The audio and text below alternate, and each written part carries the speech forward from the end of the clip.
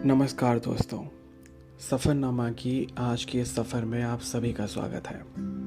आज की कहानी है 2 दिन की दोस्ती का आखिरी भाग। राजेश और धारा की मुलाकात फेसबुक पे हुई है। दोनों सेम ही कॉलेज से थे। 2 दिन में राजेश धारा से बात करके काफ़ी अटैच हो गया है और धारा को उसने एक मैसेज किया था और धारा का भी रिप्लाई नहीं आया है। अब आगे दिन बीतता गया और राजेश भी अपने ऑफिस के काम में मसरूफ़ हो गया। पर दोपहर को एक मैसेज आया फेसबुक पे। राजेश ने फटाक से फ़ोन के पास गया और स्क्रीन अनलॉक किया। धारा का मैसेज था। मैसेज खोलते हुए एक सुकून की परत आ गई थी राजेश के चेहरे पे। लिखा था, हाय, ठीक है तबीयत, थोड़ा बहुत, thanks. Actually phone switch off हो गया था। अभी देखी मैसेज। ये पढ़ते हुए राजेश के चेहरे पे फिर से एक प्यारी सी मुस्कान आ गई और वो लिखा, कोई बात नहीं, बस तुम्हारी तबीयत पूछने के लिए ही टेक्स्ट किया था। धारा ने लिखा, अच्छा, पर पता है बहुत गर्मी है यहाँ। हमारे यहाँ भी, राजेश ने लिखा।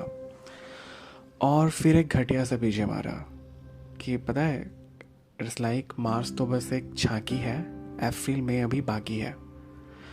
धारा ने से जवाब दिया।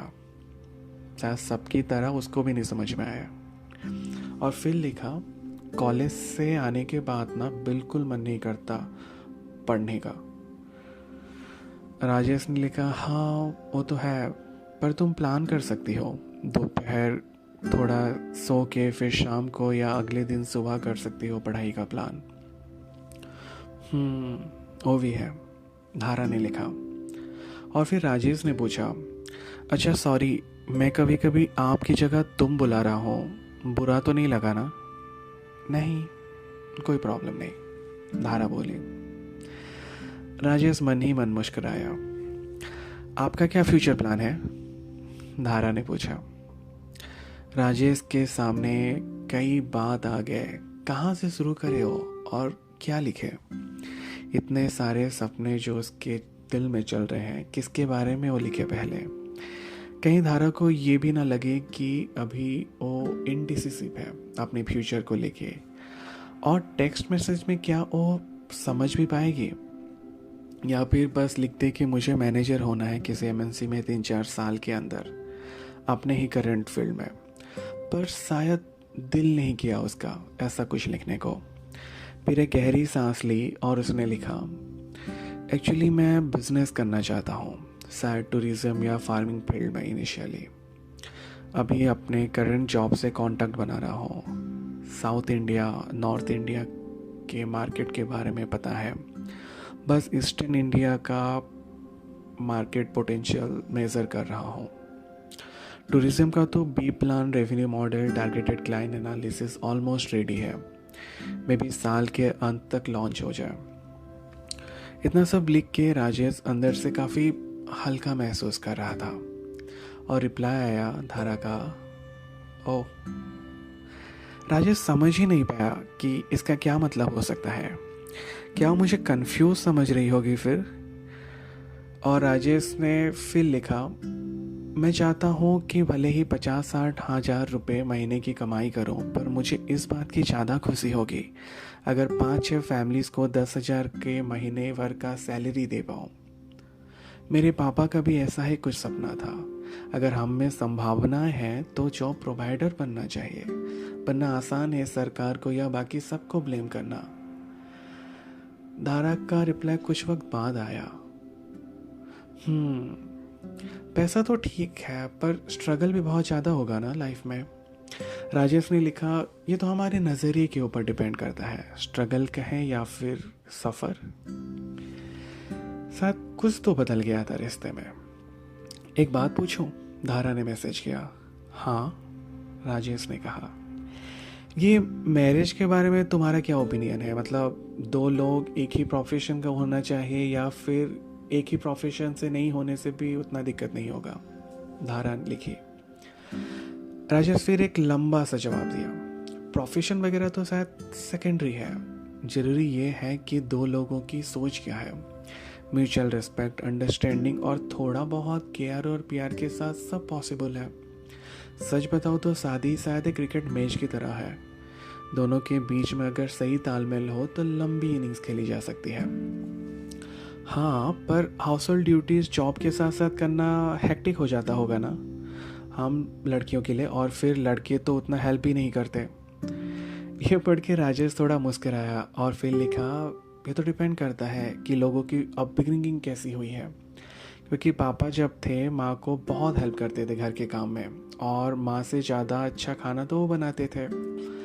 धारा ने लिखा, हमारे यहाँ तो उल्टा है, माँ ही ज़्यादातर काम करती हैं पर मेरा भाई अच्छा खाना बनाता है। और तुम्हें पसंद है खाना बनाना? राजेश ने पूछा। हाँ, अच्छा लगता है, पर मैं उतना अच्छा भी नहीं बनाती, धारा बोली। अच्छा, ऐसे तुम्हारी खाना बनाने में स्पेशलिटी क्या है? राजेश ने पूछा। छोड़ो, जाने दो ना, क्या फ़र्क पड़ता है, धारा बोली। राजेश ने यह पढ़ के मुस्कुराया और फिर चिढ़ाने के लिए लिखा, अरे मुझे लगा कि तुम बुलाओगे कभी। खैर, जाने दो फिर तो। ये लिख के मुस्कुराते हुए वो दूध गर्म करने किचन में चला गया और फिर घर के सारे खिड़की, दरवाजे, लाइट वगैरह बंद करके बेड में आया। देखा धारा का 2 मैसेज है। वो फिर बेडरूम का लाइट बंद किया और बेड पे लेटते हुए ओपन किया मैसेज। धारा ने लिखा था, we are friends for 2 days, so don't feel much close. फिर आया, अच्छे बातें बना लेते हो तुम। उसके शब्द एक कटाक्ष की तरह लग रहा था राजेश को। समझ ही नहीं पाया कि हुआ क्या, और वो अपनी माथे के शिकन को पोंछते हुए लिखा, आई एम सॉरी, तुम्हें मजाक करना अगर बुरा लगा तो। फिर जवाब आया धारा का, बुरा मत मानो, मैं थोड़ा स्ट्रेट फॉरवर्ड हूँ। फिर राजेश ने लिखा, फ्रेंड्स फॉर 2 days, पर सच बताऊँ तो अच्छा लगा था तुमसे बात करके, और शायद मुझे याद ही नहीं रहा कि हम बस 2 दिन पहले बात करना शुरू किए हैं। रिप्लाई आया, कोई नहीं, अगर नसीब में लिखा होगा तो फिर कभी बात मुलाकात होगी। राजेश चौंक गया ये कुछ पलों में जो समय ने करवट ली थी, और वो फिर पूछा, तो हम और बात नहीं करेंगे? धारा का रिप्लाई आया, देखेंगे, अब तो नींद आ रही है, गुड नाइट। राजेश शॉक में था कि हुआ क्या वो अपने फ्यूचर के प्लान के बारे में बताने के बाद सब बदल गया या फिर कुछ और। ये सब सोचते हुए उसने कुछ रात को 12:30 बजे के करीब आयशा को कॉल किया। आयशा उसका दोस्त और उसका अपना पर्सनल फायर फाइटर। आयशा ने फ़ोन उठाई और बोली, क्या हुआ हीरो, नए दोस्त मिलने के बाद हमें भूल गए? राजेश खामोश रहा, और ये खामोशी से आयशा भी समझ गई कि सब सही नहीं है, और वो फिर पूछे, बताओ क्या हुआ? राजेश एक ही सांस में सब बोल दिया, और ये सब सुन के आयशा बोली, दरअसल इस दुनिया में कुछ ही लोग होते हैं जो हमारे जर्नी या सफ़र का हम सफ़र बनना चाहते हैं, वरना ज़्यादातर लोग तो बस डेस्टिनेशन पे पहुंचने के बाद ही साथ आते हैं। और कुछ समय बाद ऐसे बात करके आयशा भी सो गई।